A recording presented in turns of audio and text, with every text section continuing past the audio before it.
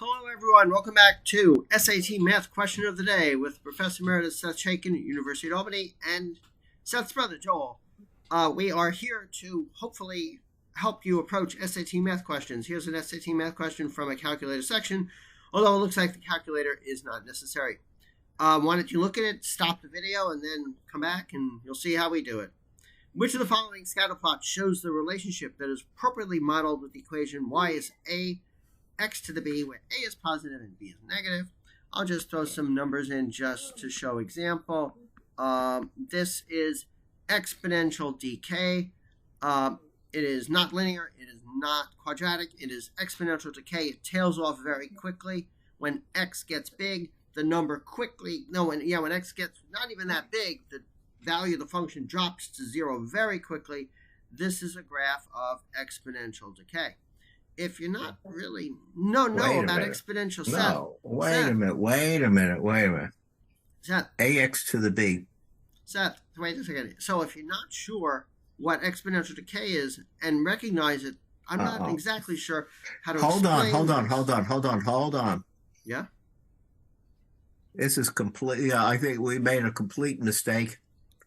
That formula, x is the variable, right? Yeah. And that's polynomial decay. Exponential decay is when x is in the exponent. So that's shoot. Wrong. Oh my God, you are right. That's polynomial decay.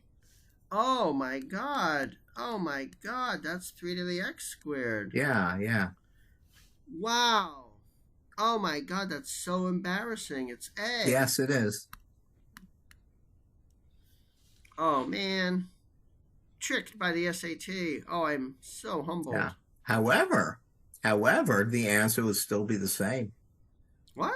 It's B? Yeah. Wait, but you're right, because A is linear. It is non-linear decay. Right, it is non-linear in which decay. The rate of decay decreases as x increases. Right. And that is qualitatively, that's the same for a negative polynomial decay as it is for a negative exponential decay. Oh boy! So it is B. Yeah, it's so the way to you could approach this by thinking of whether as x increases, does y go up? Does y go down? And how does the rate of going up or down vary? Right. When x increases. Yeah.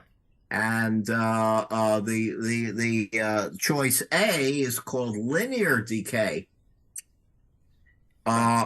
Choice D, well, we have a random scattering around a constant.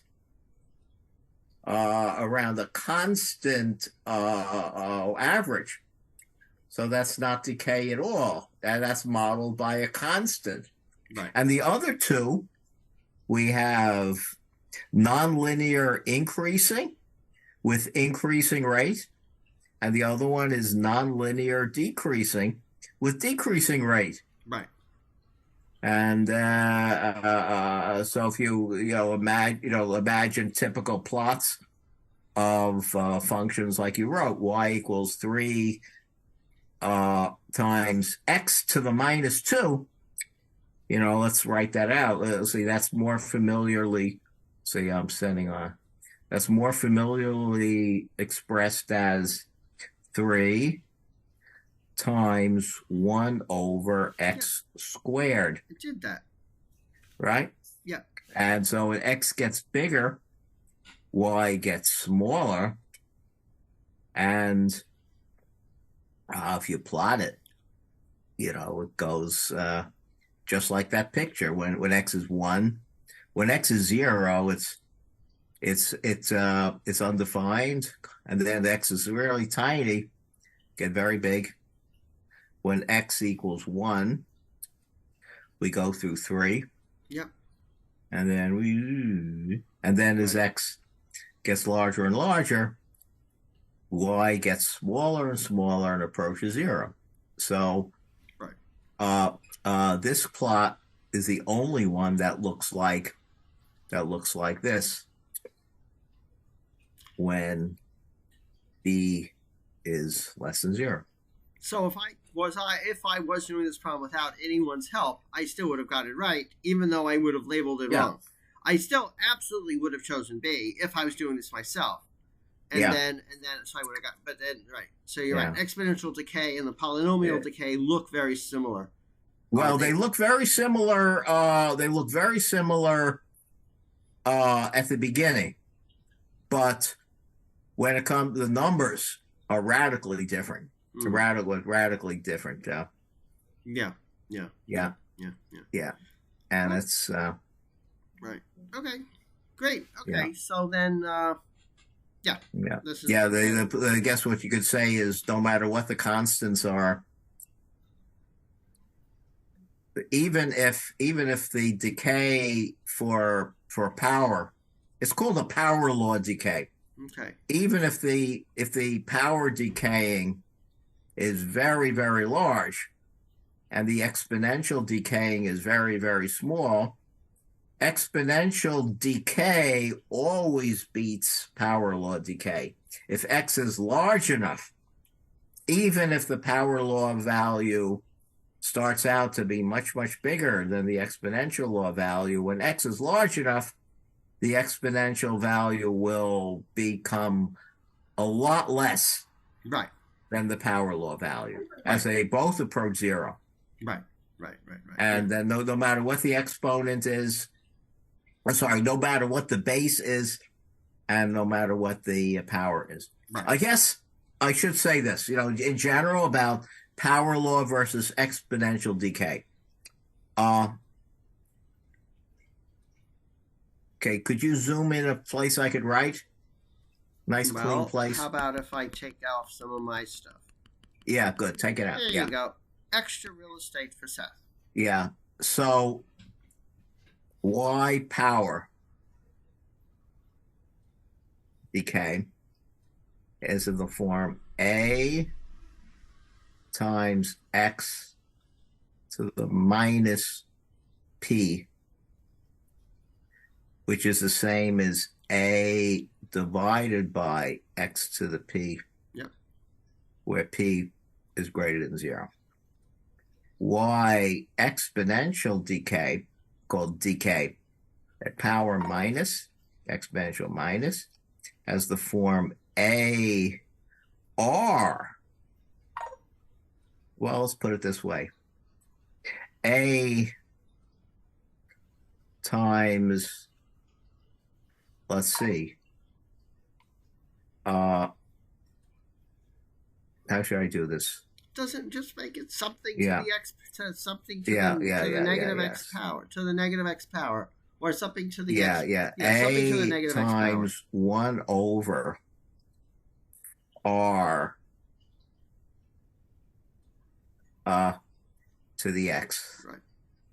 Right? And where r is greater than 1. Right? Yeah. And which is the same thing as a times 1 over r raised to the x power. Right. So as a 1 over r, if r is greater than 1, then 1 over r is less than 1. Right. Right? And where r is the rate of how much the ratio by how much it gets divided by in each unit of increase of x. Right. You keep, so to get from, when x goes from 1 to 2 to 3 to 4 to 5, you take your amount and keep dividing it by r. Right. So if r, say, is a half, no, say if r is 2, that means half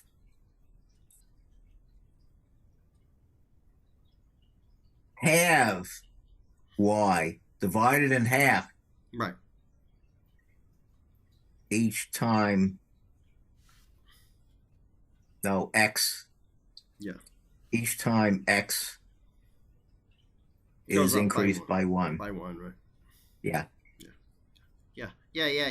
So then, actually, in calculus, you actually learn about the different way that these things change. And Seth's right. The exponential decay is much, much faster than the power decay. Yeah.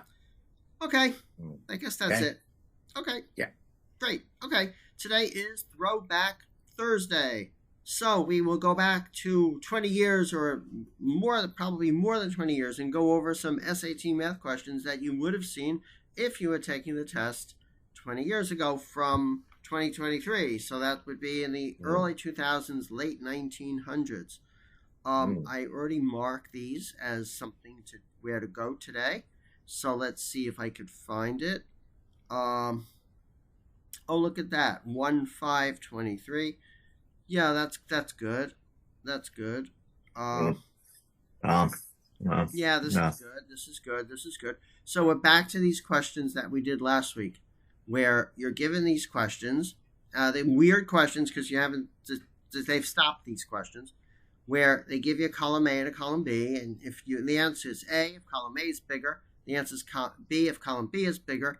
Column C, you say C if the two answers are two columns are the same. And D, if you can't determine which one is bigger or not. Yeah. Well, the point is, this: there are all separate problems, and there are two boxes. Yeah. And you need to determine if the quantity in the left box, which is in column A, right, is the left box value. Seth, we already explained it. Greater, etc. Okay, Seth, let's do it. Let's do it. Okay. So let's do this. Let's start with this one. A squared minus B squared and A minus B. I would say the first thing to do is to factor this. And the difference of two perfect squares. I would go A plus B, and A plus B and A minus B, and then A minus B. Yeah. Now this, I would think, is pretty tricky, because you got to check negative numbers also.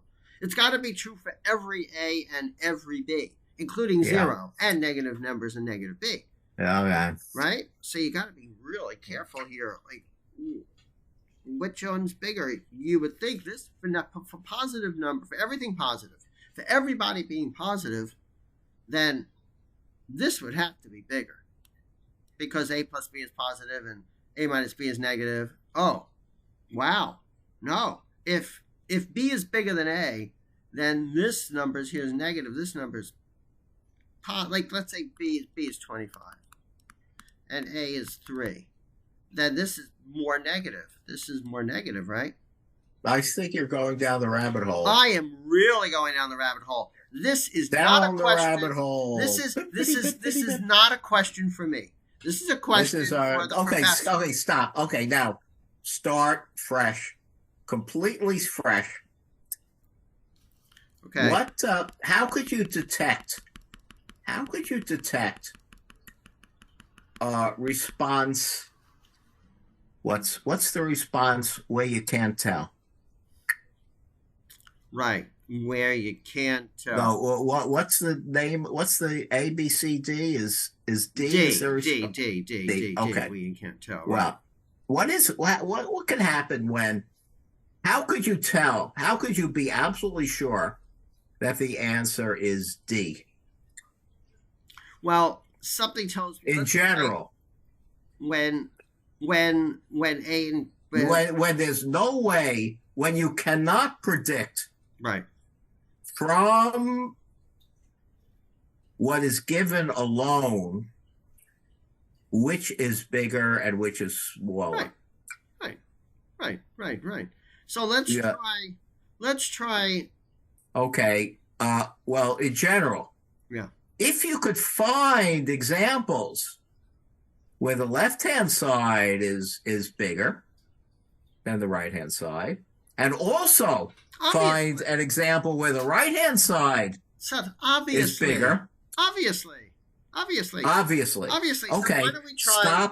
Stop and restart your thinking process. I'm going to start the process.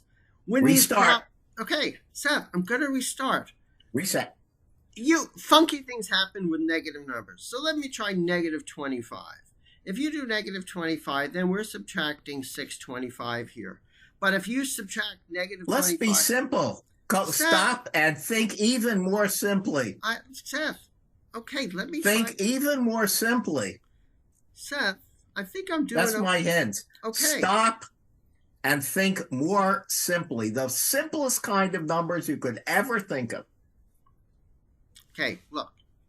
I'm pretty sure that negative 25 will lead to a problem because you're going to have a big number here and you're going to have a positive number here when A is positive. So if A is 1, then this number is much less. Now, let's make this now greater than. Okay, let's come up with something that's obviously greater. If A is 4 and B is 0, then this column is obviously greater. Column A is obviously greater if B is 0. So then this can't be determined. Right? If A is 3 and B is 0, then it can't be determined because this side is obviously greater than 0, much greater than, greater than 0, greater than this side. So then it can't be determined. Okay. And I chose numbers that I know can cause strange things like negative numbers in problems like these. Okay. Well, I could do it with only choosing positive numbers and zeros. Okay. You're right. Seth can do it fast. That's right. If you use 0, then a number comes out easier. Yeah. When B is 0, what are we comparing? You're comparing A squared to A. Yeah. So this is this is bigger. Okay, great. Okay, now, if A is positive and pretty big, like 9, then A squared is bigger. Yeah. If A is really, really tiny, like a half, what do you get? 1/2 squared is a quarter. And how does a quarter compare to a half? Yep. So bingo. Determined. Yeah. You don't even need to throw the B away. Make it 0. Right. And you still can't predict it. Right. Yeah. So you have to be really smart for this. Yeah. Well,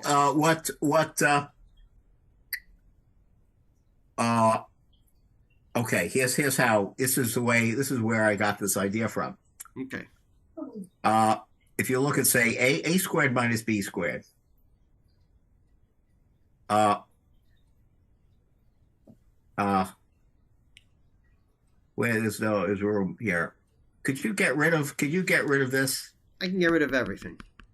Yeah. There. Now you got a nice clean slate, and you can do whatever you want. So a squared minus b squared. Well, if b is constant, a squared minus b squared, you plot it, it looks like this. Okay. Which is a squared minus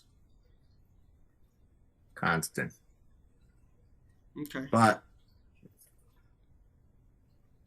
if you make a constant, have an axis both for a and b. Constant minus b squared, that looks like that. Oh, okay. Okay. That's confusing. And what happens is, and then you compare that to a minus b. That's a minus confusing. b, when b is constant, a minus the constant as a function of a, that looks like that. And constant minus b looks like that. Right. And in both cases, if the numbers are big enough, You know, so if you compare this one of these linear lines, with any one of these quadratic lines, there are places where one is above, and there are places where the other one's above. I don't, I didn't follow you. This is called asymptotic analysis. Okay, Seth, fine. Asymptotic. No one followed you. Okay. Okay. No one followed you. But that's where that's the big picture. However, the simple picture is that for some of the simplest choices, you could for problems like this, sometimes when the answer is D, you could figure it out with some very simple cases. Right. The simpler, the better. Yeah. Yeah. So the rabbit hole, let me explain what happened to me in the rabbit hole, which is sort of interesting, and I'm learning myself. I know that the SAT, like many teachers, are obsessed with difference of two perfect squares. They put you... Yeah. Excuse me. You see questions using the difference of perfect squares all the time on a lot of tests, particularly on the SAT test. So when I saw this, I immediately jumped into action and said, difference of two perfect squares. But guess what? I was wrong. Yeah. I was wrong. You can't just look at something and say, that's this because they always ask this. No, it was a big mistake on my point on my approach. Yeah. So sometimes rarely, it is rare, but rarely when you see the difference of two perfect squares, actually I was supposed to leave it like that. So that was humbling. Yeah. Difference of squares. Yeah. Difference of squares. Yeah. So, I think we should probably stop for today. What do you think? As opposed to doing another one. Whatever you. Yeah. Okay. Good stop. Yeah. Yeah. We'll leave a cliffhanger for next time. Cliffhanger. So maybe we'll do. The next one looks pretty tricky. No, this is not tricky at all. This is funky functions. Oh. This is just. Yeah. That's not tricky at all. You just evaluate it. Yeah. Let's do it. Okay, let's do it. It's easy. And there's a name for this, which I came up with once called funky functions, and then I've looked in books, and believe it or not, the other books, completely independent of what I said, also call it funky functions. You have this function, and this is function, which means you just follow the rules. People who put words to it call this the ceiling function. That's okay, fine. What's above you when you're indoors? All right, so this is not a funky function. This is funky function. Okay, it's called the ceiling function. Yeah, but as far as we're concerned, it's a funky function if you've never seen the ceiling function. Yeah. If you've never seen the ceiling function, then you just follow the rules. So. Oh wait, no. Oh wait, hold on. Hold on. I would call it a funky function. Yeah. I would call it a funky function. Oh, it's not. They took the ceiling function and did something to it. What they're doing is bringing the number to the smallest odd number greater than or equal to the number. Whoa, this is where Seth is. See, it's not. So n. This is. You have to read it carefully. I missed it. I thought it was a ceiling function because number one, that notation is sometimes used for the ceiling function. Okay. And number two, I'm a bit nearsighted, and the screen shows it small. There we go. And so I didn't read the words before looking at the problem. Okay, but the words. So you have to, bring your glasses so you could read well, and let's read it carefully, like I did. Why don't we first? N is restricted to positive integers. Seth, none of this matters. We just it's important. N is restricted to positive integers, and the function is defined by the way they give you. I know. If N is odd, you keep the same value, and if N is even, you add one. So now let's just do it. So it's critical that you use what is written in English. Seth, Everything we just said is completely irrelevant to this problem. All you have to do is everyone just shut up and just do what the stupid thing says to do. Okay? You don't have to know whether it's a ceiling function. You don't have to know what it is. You just follow the rule blindly. Okay, here. If n is even, which is 4, you add 1 to 4, you get 5. And if n is odd, you do this. So this is 1 and this is 2. So this side is bigger. That's all you have to do. Yeah. We're making a big deal about this. No, the big deal I'm making is that you don't cross out what's really critical. Oh, that was really stupid. What's really critical is the definition of this crazy symbol. Of course it is. That's obvious. Okay. It's obvious that that's critical. So this problem would mess up somebody who has heard of the ceiling function. No, it wouldn't. No, this is a risky problem. If you learned too much, you might jump to the wrong conclusion. Fine. Which is what I did.